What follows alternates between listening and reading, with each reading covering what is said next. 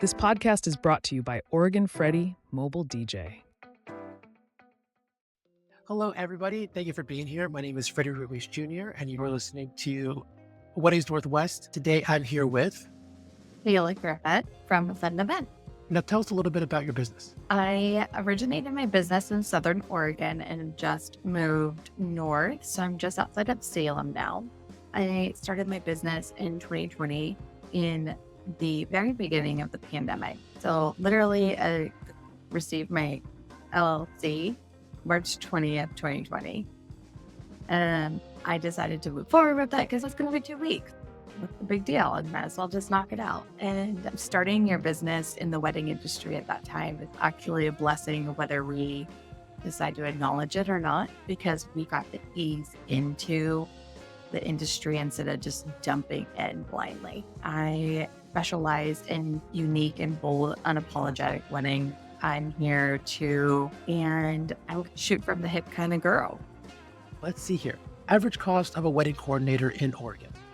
This one is a little tricky because there are coordinators who are at $500 all the way up to $10,000 or $12,000 for the same service. So what people need to acknowledge is with a higher cost becomes more experience. So it's truly dependent on that planner's experience and how much they're willing to put into your day. I personally, going into my 5th-year business, have been refining my procedures and policies as I go. I have gone out and sought out further education, attending summits, conferences, and even interning under other planners. And so therefore I have more experience than some other planners who say I've been doing it for 5 years as well. I also got my start back in 2009, I think is when I started doing corporate events. And so for me to ignore that past experience and have it reflect in my price would not be a good business move. But honestly, I say if you're paying less than $1,200 for a month of coordination, you might as well just find a friend that is reliable and organized, someone who truly knows you to execute these services that you're looking for. Because at least that person is going to have the time and the background to know what you like, how you make decisions, and what your expectation is. If I had to guess, I'm going to say somewhere between $1,500 and $3,000 is going to get you a solid month of coordinator. The month of coordinator doesn't do everything. I assume that as a couple or as a bride, you've already made the decisions on your venue, your style, how you're going to personalize it, who your vendors are, your contracts for the vendors, you've already paid your vendors, and now you're talking with your month of coordinator about the things that you've already done, explaining now their part. What do you think? What is that how it works? Usually what kind of happened, at least with me, I get a lot of my month of coordinations within 6 months of the wedding.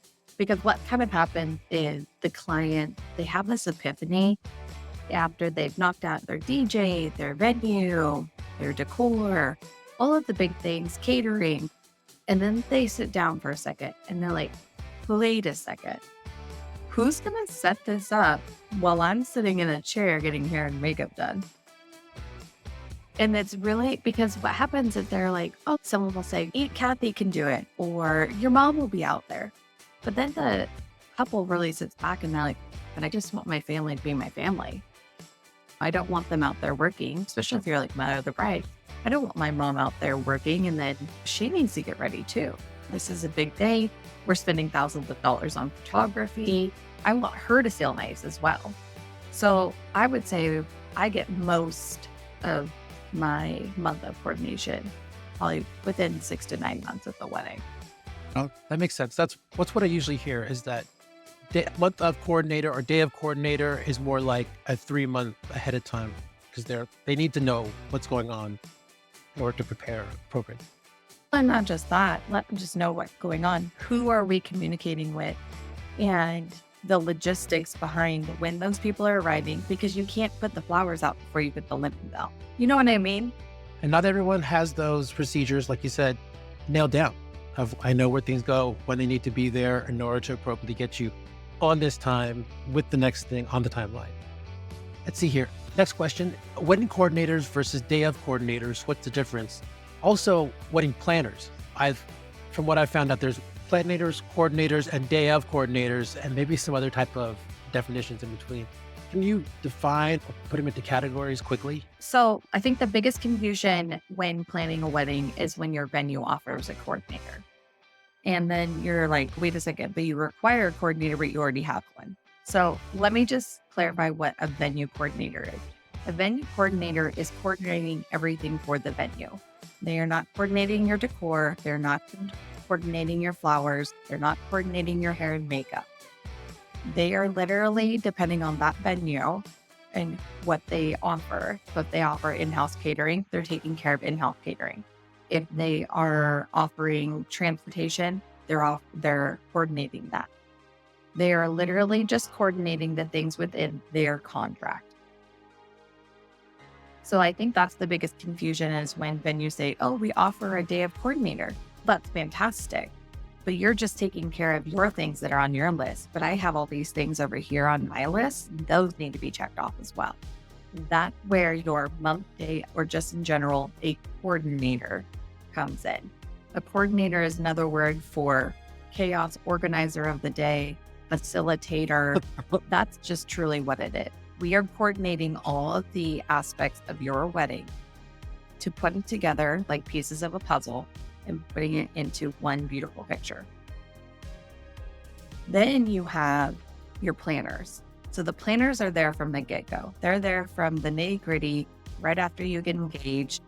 And we are go through everything as far as like curating vendors, curating design, weather challenges, food allergies. We need to have a vegan option. Transportation. Okay, we need to have 2 shuttles going because we have a 30-mile trip. We have to transport 150 people. So those are the types of things that a planner is going to do. They're going to break down that nitty-gritty of the details that maybe you might overlook because you don't think it's a big deal and everybody it all worked out.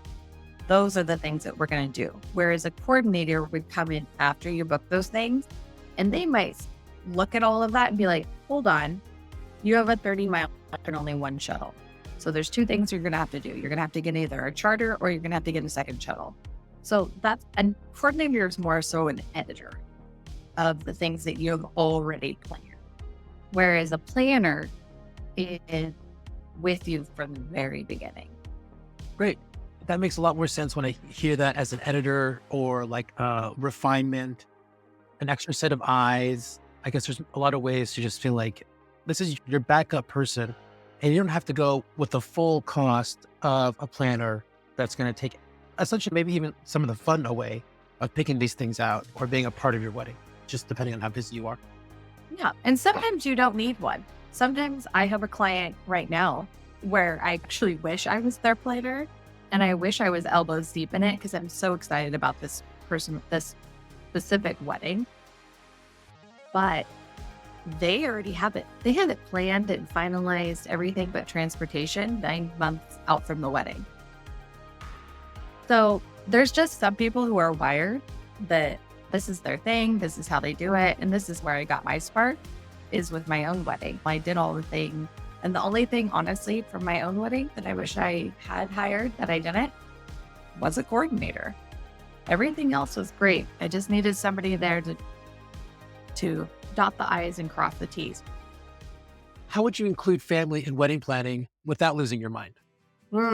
This one's tricky because I have 2 different opinions on this, and they're contradicting from each other. So I'm very much so, this is your day, do what you want to do. No, that's not black and white though.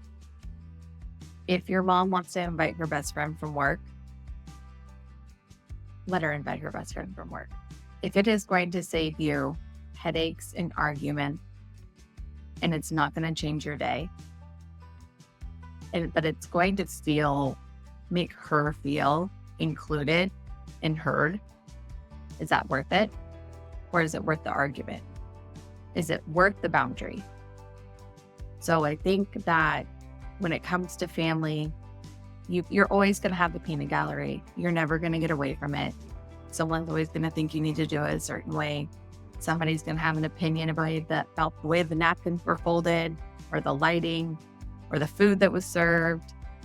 And most of it is noise. Most of it is noise. If your mom, who may or may not be paying for it, comes to you and is, here is a piece of lace for my dress. Okay, so you don't want it on the outside of your dress. Pin it to the inside. I think, and I know I'm using a lot of mom examples. I think it's easiest with mothers and daughters, but I think you have to weigh the cost of the suggestion. And is it worth the argument? And is it going to change the day? And I think that's where you set the boundaries. Because sometimes people just want to be included and be heard. And that speaks louder than plastering a picture somewhere. I think that is perfect advice. You're absolutely right on a lot of things that I also hear as far, definitely with keeping boundaries. I would say the ceremony I've decided needs to be this way. And I hear that we also just need to be on a timeline. We just can't fit that in. With inviting guests, totally see your point of just, yes, invite them. Or like, all is welcome. Go for it. Let's just have a good time. But something you just say yes to and then move on. It's not a big deal. It's not going to interrupt the music I chose. And you're probably not even going to know that. Right. And that's probably why she asked. Because it was like, can I just invite my friend, please? Yeah. No big deal. Sure. And then there are going to be larger situations. If you say the groom's parents or your parents or one of the partner's parents come to you and like, we would really like you to have a full Catholic service wedding. And you're like, I haven't been to church since I was 6 months old. There are going to be those situations too. And I think that when you keep your boundary, because if it doesn't suit you and your partner, then I think that's worth the discussion and the boundary. But if it's something as simple as green napkin or white napkin, are you going to notice? Because everyone's going to wipe their hand with it in 5 seconds and going to be pulled away. I think it's situational. Okay.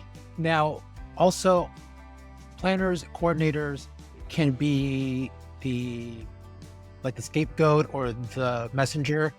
Now, so is that included with the contract? Does that include it with my plan, or did I have to get the planner? I do have a harassment clause. I have a harassment clause. Yeah. But that's the one thing with me and my business and my clients is loyalty and knowing I got your back. Like, I'm going to go hard for you. And that's something that I think that my clients appreciate, is that they know that no matter what I'm doing, it's always going to be in their best interest. I tell my clients that all the time. So if somebody comes to try and hijack your day with something that we've already previously discussed, also by this time, I already know you well enough that, day of. At this time with my clients, I know you well enough to know who's going to pull a fast one and who's not. And actually, I do have that question. I have that question in my intake. Is there animosity anywhere between anyone? I need to know how to navigate those social situations because they do arise. This has been a very common thing that I see in interviewing planners and coordinators that isn't spoken about or isn't mentioned or in the forefront, is that you guys are really managing relationships. There are things and plans and stuff and timings and colors, and that's fun. And that can be a conversation between each other. But when it gets, like you said, nitty gritty, when it gets right down to it of who's responsible for these emotions, who's going to explain to grandma, we're not going to do this. Who is going to explain to someone? The coordinator is probably the person that is going to manage all of these types of people, because it's a sensitive time and I don't know you. I'm not going to see you again. So just give me the news and I'll move on, because I don't want to be upset at the other person, or I don't want to upset my other favorite person. Those things are very important and I don't think are really shared or brought to light. But it's like every conversation I have with the coordinator. No, we're your personal shield. Totally boils down to that. Yeah. And I love that. Yeah. So I'm a personal shield. I'm the buffer. I am consistently telling my clients, tell them I said so. Tell them I said so. Because the buck stops with me. Because once we get to the wedding day, you are the fiancé getting married. You are the bride and groom. You're the bride and bride. You're the groom and groom. You are the partners. No matter what the situation is, I am the last line of defense. I am your goalkeeper and I'm blocking the shots. I love having a coordinator there or a planner, someone that's been with the couple that knows, because somebody will come at me and say, hey, can you play Walk Like an Egyptian? And then they say a certain line of, it's going to be fun, winky wink. I don't care what they think. And no they specific. I'm like, okay, red flag. Immediately go to the coordinator or say, hey, I'm not going to surprise anybody with anything. Here's what's up. Can you find out more information? And then we'll just figure out from there. But I'm with you with, we're not going to mess this day up. If it's not on the plan or if it's not written down, that's just, we're not going to go there for sure. We'll talk about it. Oh yeah. That's why you hire a vendor team. The coordinator is essentially the maestro of the team. We're the ones that are getting you the information of where's the power, when are you setting up, when do you need to be there, when do we need to pivot from ceremony to reception during cocktail hour, how many setups are there? And same with catering. Okay, what time does stuff need to be set? What time does it clean warm? Bartending, what time does drinks need to go on ice? What time is strike? Those are the things you don't think about. Exactly. Yeah. And so I start coordinating with my vendor teams a month ahead of the wedding. And some of them might think I'm not obnoxious, and that's fine. I'd rather be obnoxious than aloof. So because I am constantly working with new vendors, which is a blessing, because it pushes me to become a better chameleon. That's how I explain myself as who I am, because I get asked a lot. Have you worked with this person? Have you looked at this venue? I've only had one repeat venue. One. That's it. In 5 years. And so it is my job to roll with the punches and to coordinate accordingly. So I start that ahead of time. Everybody has different production times. Everybody has different needs, especially with photo and video. They're having separate conversations with the couple when I'm not there. So I don't necessarily know what the priority of the shot list is. And so I need to coordinate with them to make sure that they have enough time to get what they need to get to make sure that they're successful in capturing the day. It's so much fun. I love weddings. There's all kinds of stuff happening. Oh, I love it. Okay, so let's just say you wanted to have a micro wedding or an elopement, just really simple and easy. Sounds like it'd be a lot less stress, a lot less, like no grand entrances maybe. Like, what does that look like, a micro wedding? How do you plan for that? So micro wedding, I think that there's 3 things to get started. One is you always start with your guest list. How micro is your micro wedding? Is it 15 or is it 40 people? Because those are 2 very different things. And that's where you start. Regardless of whether your wedding is 5 people or 500, you always start with your guest list. And the reason that is because it will dictate everything. So it will dictate your budget. It will dictate where you can have the wedding. So if you have 500 people, you can't go get married on a place that already has the capacity for 170. And so when it comes to micro weddings, if you have 5 people can very easily go anywhere, and you can even create spaces. But that's different than 40. You can't just go get a private room in a restaurant sometimes for 40. Sometimes you can, sometimes you can't. And so dictating and setting your guest list is the first priority always. Then what kind of environment do you want to be in? Do you want it to be warm? Do you want to go to Mexico? Or do you want to be Oregon coast in the summer? Do you want it to be in the wood? Okay. Do you want it to be in the Cascades, or do you want to go down to the Red Room? Or do you want it to be in an industrial building? Is there something that you really like? Your environment. But you're not going to be able to pick one of those things unless you know how many people you're accommodating. And then lastly is your budget. Do you want to spend $5,000 or do you want to spend $50,000? Because you can do both on a micro wedding. And those events are going to look very different.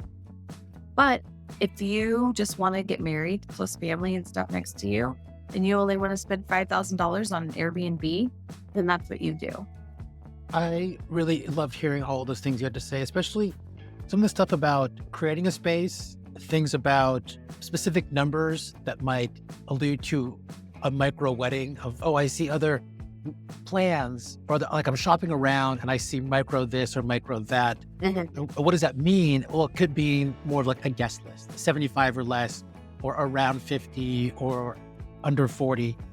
How to plan? Okay, so with a micro wedding, you're going to get your guest lists. You're going to have a specific budget that probably around 5,000 or less. You might be creating spaces. You might be renting an Airbnb. And yeah. Do you want a professional chef to come in and create a 7-course meal? Or do you want to go down to In-N-Out and just have burgers with everyone? So all of those things are going to be dictated by your guest list, your budget, and where you want to be. when choosing a venue, how do you know if you're going to do indoor or outdoor, especially with Oregon or Pacific Northwest? How do you choose between indoor, outdoor? You need to plan for both. That's exactly right. That is what I always hear. I recently was able to just go down to Florida and intern with a luxury planner down there and just learn a different side of production and weddings. So fun. That would have been a blast. Yeah. So what's interesting is their wedding season is very different. And the more her and I talked about seasons, the more I realized you really only have a couple of months where you know you're going to be dry. So their wedding season is opposite of ours because they also have hurricane season. And people, oddly enough, do plan weddings in hurricane season. However, when you coming back to Oregon and whether or not you have an indoor or outdoor, I think there's pluses and minuses to both. So if you were planning a wedding in July and August, you have a 95% chance you're going to be dry. We still have a 95% chance that someone's going to get heat stroke.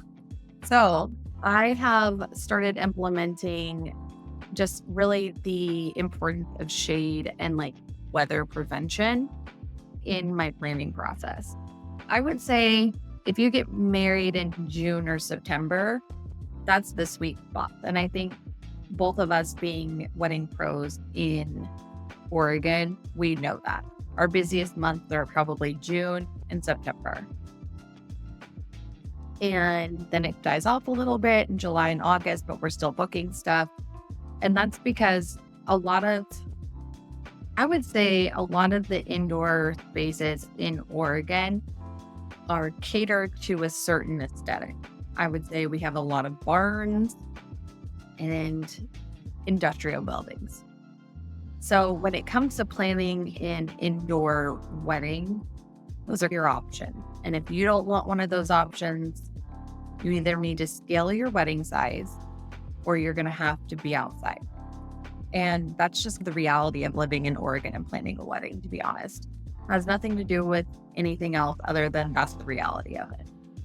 Unless you're willing to build a space, get some tents and walls and fans and all of that kind of stuff, and really go for that indoor-outdoor feel and make sure you're utilizing those things and making sure they're cost-effective.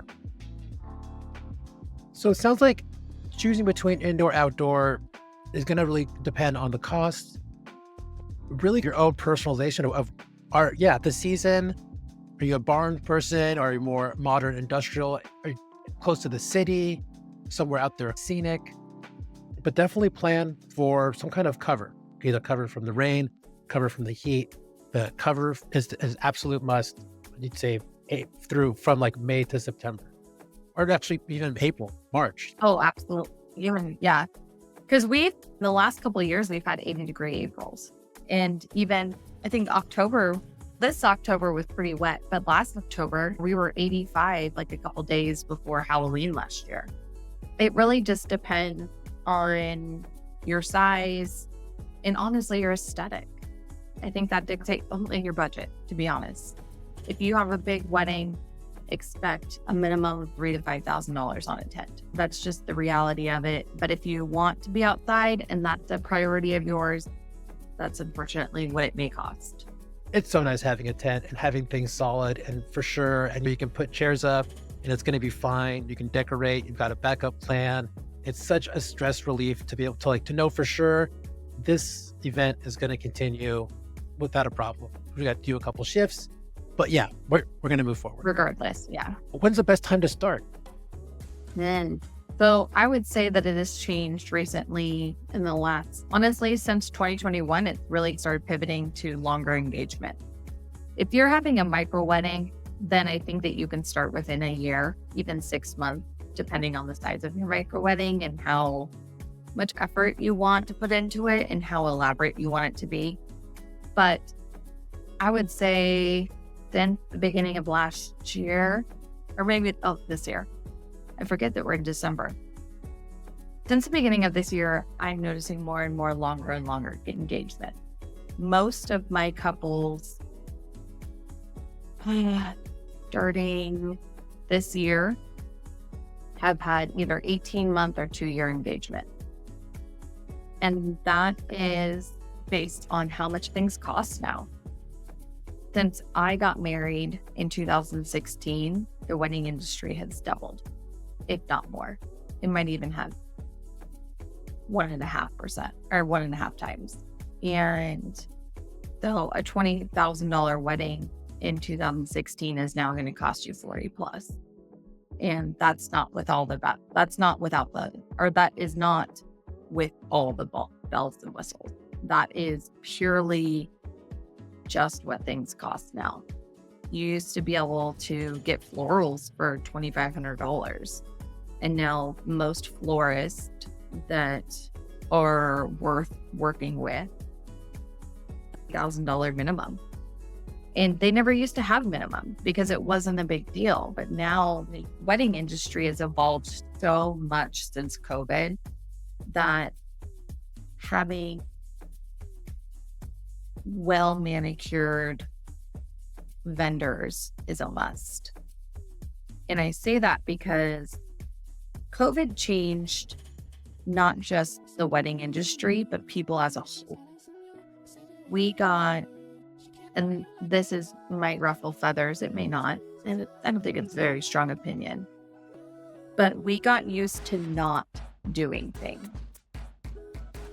And so something that I've started really implementing with my clients is making sure you have ironclad contracts so that people do not bail, because they will.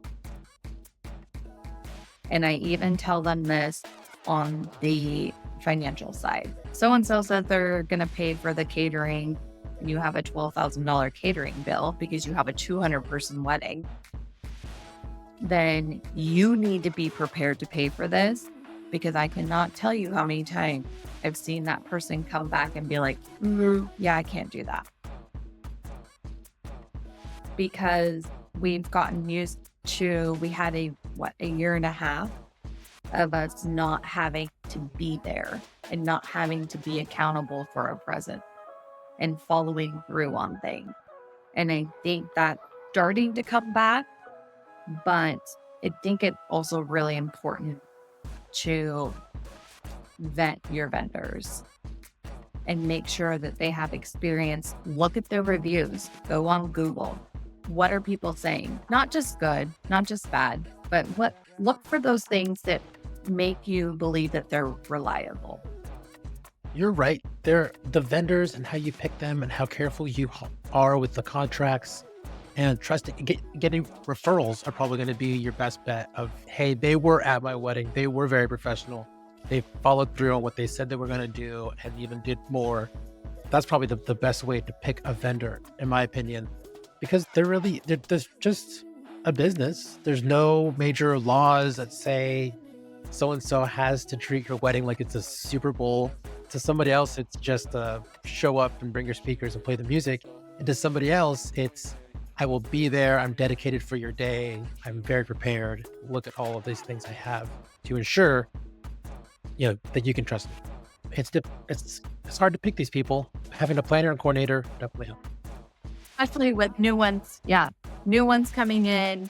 Some are getting burnt out because let's all be honest, if you're a wedding vendor in 22 and 23, you're tired. Like, we are tired. In 24 kind of balanced out for a lot of people. Some people it did not, some people it did. And so I think 25 is going to be, we're going to get back to what the normal industry and like our busyness and what our calendars look like. That's going to average out and Good. level out. Good. I like that. I want more bookings. Let's talk about wedding decor and creative stuff and colors and things. Yeah, like decor trends for this year, how to choose a color palette, choosing a wedding dress, that kind of stuff. Oh, yeah. So when it comes to decor, it's really dependent on my client. Personalization is what I've been seeing and hearing a lot about. How do we make it your wedding? How do we bring things from both of your lives together and show people that this is who you are? This isn't just a cookie cutter wedding with whatever, but do you like movies? Do you like hiking? Do you like baseball? Oh, yeah. So when it comes to picking decor, if I had my personal bucket list, I want more color, more eclectic.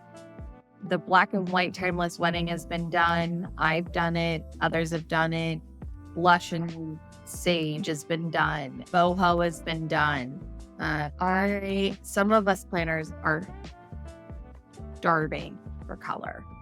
And I have a couple of ideal color palettes that I really want to work with in 2025 and 2026, but I'm just going to manifest those because I don't want to dictate what people think is going to look good.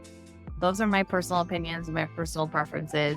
My job is not to execute my personal preference. My job is to execute unless they ask, but that's always a collaboration. If somebody tells me they hate marigold, I'm not going to put orange in the color palette. Not going to. So what I have been seeing though is something that people don't know unless you go into further education is our trends come from across the ocean. So they trickle down from Europe and then trickle into the East Coast and then they trickle through to like LA and then they make their way up here. So as far as like trends, we're about a year or two behind on what's trending maybe in Europe. So I'm always looking to the East Coast and European designers and not necessarily even planners, but maybe photographers. What are they capturing that I think will translate well here in Oregon? So what I've seen happening is a lot more smaller weddings, and by small, 100 or less. I'm seeing a lot between 50 and 75. And then what they're also doing is implementing a lot more personalizations and meaningful implementations. So what I mean by that is instead of doing a bouquet toss, maybe giving your bouquet to your mother, having your grandfather's favorite appetizer because he passed and that pigs in a blanket remind you of him. I'm seeing a lot more hand-drawn monogram that will be implemented not just in their wedding, but throughout their life, whether they decide to put it on an envelope and it's their return address or get kitchen towels with their monogram from their wedding. But as far as aesthetic, I think we're going to see one of two things happening over the next year and a half, 2 years. And that's either going to be explosions of color or black and white wedding. And I don't think those two are going to marry each other. I think that you're probably going to be one or the other. As far as trends, so curating your vendor team according to what you see as beautiful for your day is going to be extremely important. And especially if you're picking a planner, making sure that their aesthetic matches yours. And I can fully acknowledge I'm not everyone's aesthetic. I'm not a copy and paste planner. But that doesn't mean that I can't do a timeless black and white wedding. I just got published for one. But it doesn't mean that I can't do a ghost town elopement. Just got published for one. It doesn't mean that I can't go down to the redwoods and create this fairy tale enchanted micro wedding. So I also think that, yes, we all have aesthetic, and you need to find the right vendors for that, and not just aesthetic, but vibe, their values, but also, are they chameleons? Can they adjust to, if you have a call with a planner and you decide that they're your new best friend, but they like to do softer, more romantic stuff, and you want to do something rock and roll and vibrant and full of color, can you marry those two? And if the question is yes, then you should move forward with them. But you should always feel like your planner has your back and that you're not in a tug of war over it. But you don't want to try to convince your planner of your own dreams. That doesn't sound like the kind of relationship that's going to last for the next 6 months to a year, or however long you're planning this wedding. It's, oh my gosh, every time I want to do something that's special for me, my planner keeps shooting it down and saying, we can't fit it in the timeline, or it's going to cost too much. Or there's just seems to be no working with this person that I hired to make my thing come to life. And maybe in some cases, you just have a couple that's asking for too much. And sometimes it's just not right, and you have to walk away, and that's okay. But if that comes, then you need to be able to fulfill your needs and maybe find them someone that is the right choice. I have had a couple clients where we got into the middle of the project and we're like, we love where we're at, but we don't think that this is the right fit. And it was mutual. I wasn't getting fired. I wasn't firing someone. It just came to a head. And so what did I do? I found them 3 other planners to interview with. And I made sure that those planners were available. I'm not going to leave this person high and dry. They hired me to execute their wedding and to fulfill their dream. I'm not going to leave them high and dry. I'm going to go help you find somebody that maybe is a better fit. If I'm too rough around the edges and you need someone a little softer and with white gloves, then that's fine. Let's find you that person. Perfect. Yeah, that's professionalism. Let's see. How do you find the right color palette? Or is there a certain technique or preferred method for finding a color palette for a wedding? Or maybe things to look out for, do's and don'ts of color palette for a wedding? I think it starts with 1, what season are you in? And 2, is there something that's a priority for you? If you have a favorite flower that you have to have at your wedding, I think that can dictate that. If you want peonies in your wedding, you're not getting married in the fall. Because the peonies are only available, and this is a very small window, sometimes it's smaller, middle of May to middle of June.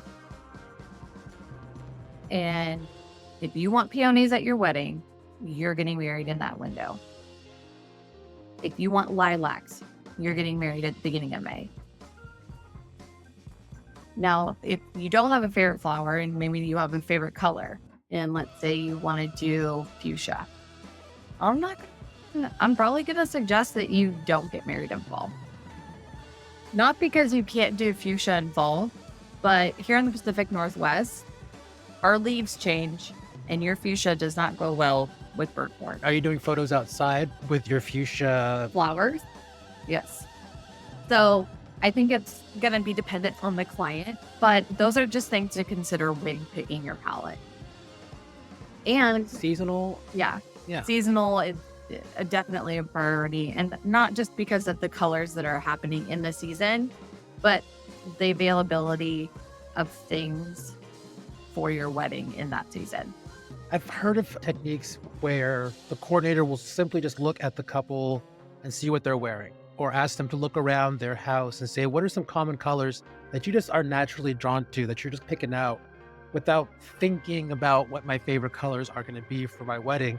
Just look around and say, oh yeah, I love natural leather browns. I love sea opalescent blues and greens. I didn't realize that it could be so easy. That's really interesting that we're talking about this, because I was listening to a podcast before this, and they were talking about finding inspiration from not very common spots. And they were talking about home interior design, and one of the designs was based off of the soup. That- yeah. And they built this aesthetic around the soup. And I haven't had that client yet, but I am here for it. I am thriving for a client like that gives me, and I actually have a client. I have a New Year's client, and they don't know it yet. And this is going to come out after it, so I'm going to talk a little bit about it. But their design is very much based around their professional career, and they don't even know it yet. So it's a black and white wedding with green in it. They're both college soccer coaches. And what color is the soccer ball? Black and white. What color is the pitch? Green. And honestly, it wasn't until this morning when I was listening to this other podcast and finding inspiration from non-traditional spots in your life, and what are their jobs, where are they wearing, what do they like to do on the weekend. And it just dawned on me that this couple has unintentionally chosen an aesthetic that aligns with their careers and their identities. Yeah. We've been doing it our whole lives, picking out colors, our favorite colors. This could be really easy to just continue what we already love, but then also have a coordinator or a planner or someone that's knowledgeable enough to say, I know you love that, but you also want to have it in August. Or I know you want to do this, but you also have a budget to consider or something else to consider. If somebody comes to me and they're like, I want a photo booth, but they have a $25,000 budget, I want to be like, let's not. Unless you have a spot where somebody's going to stand and take a selfie, honey, that's not happening. Because your venue is a quarter of that. Your catering is a quarter of that. Your photography is going to be probably an eighth of that. And then you have decoration, and you have your DJ, and you have your desserts, and you have your bar, and your dress, and your attire, and your flower girls, and your hair and makeup, and you have to fit that in that last quarter. It's not going to happen. There is no room for a photo booth. We haven't even talked about flowers.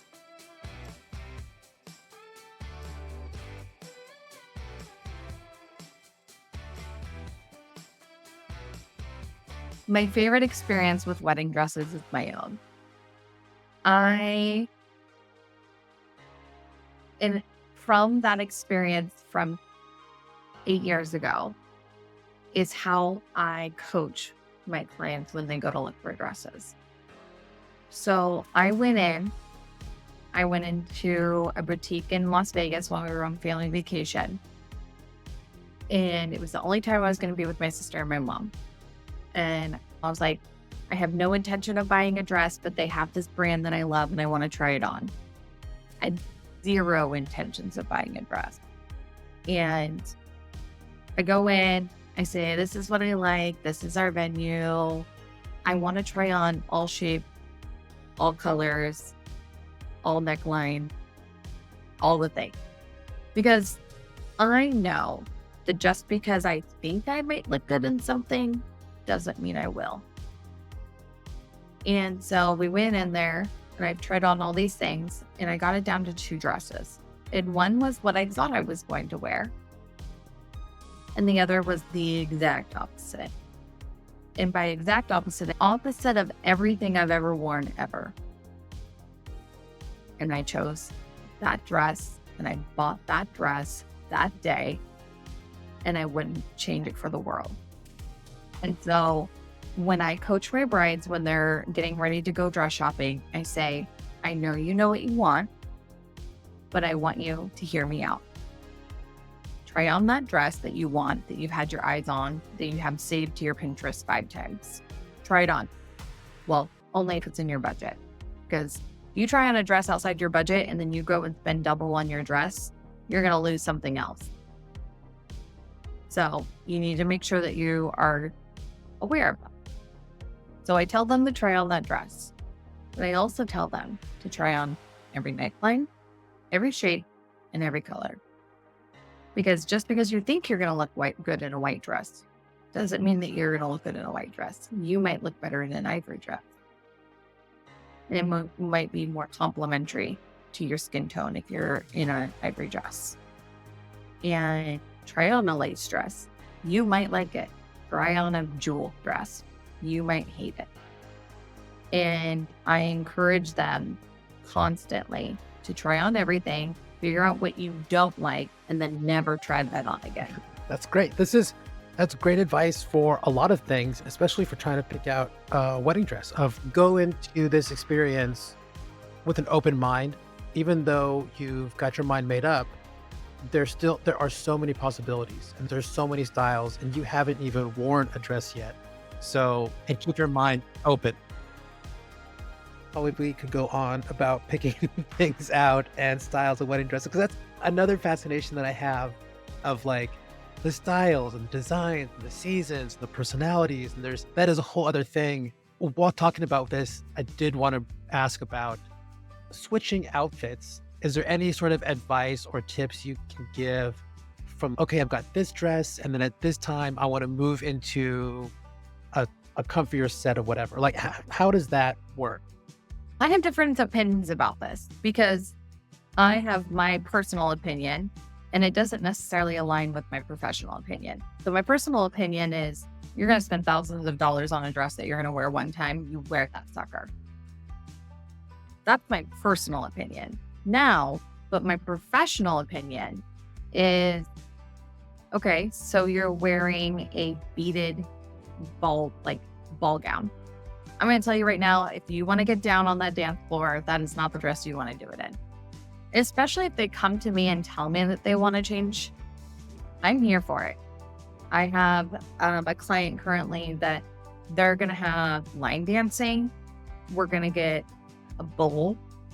We're going to have a bounce house. And her dress is not going to be fun doing any of those things. So she is going to do an outfit change.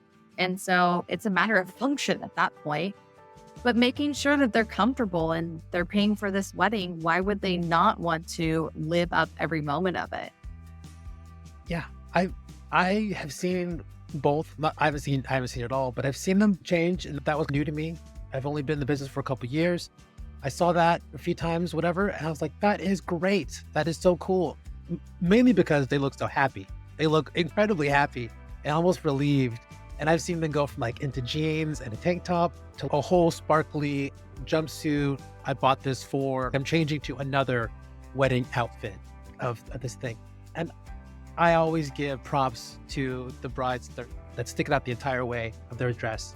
Whole time through, way to go, that's awesome.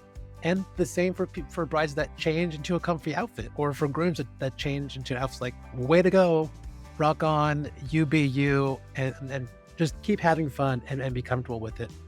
But I like your thought and advice of functionally, this is not going to work out well. You might want to have a dress that can like change or alter, or you might want to spend some time, make a time in the timeline to change it to your outfit. Because I'm looking at your day and I'm seeing some conflicts.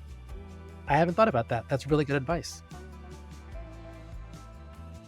We're at 11:01. We're all done. I've only the last couple things. It's up to you if you want to cover this. Creative ideas for wedding entertainment beyond the DJ, and then how to handle mishaps.